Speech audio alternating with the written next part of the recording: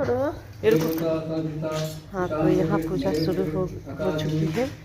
मेरा बेटा और बहू पूजा में शामिल है, बैठे हुए हैं और हम लोग भी यहाँ से पूजा का आनंद ले रहे हैं। मतलब सत्यनारायण बाबा की पूजा हो रही है, कथा, और सरस्वती जी का भी फ़ोटो रख चुके हैं, यहाँ पे रखे हुए हैं।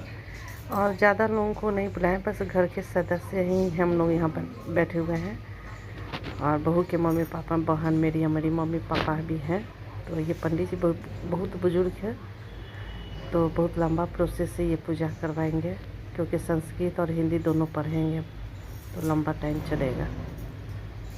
तो फिर यहीं पर ऐसे बैठे खाना वगैरह मेड बना रही है और हम लोग यहाँ पूजा में थोड़ा शामिल हो चुके। तो ये सूती लग रहा है, हो रहा है, देख कराने के बाद पूजा शुरू होगा। तो फिर देखते हैं आगे कितना देरी तक होता है।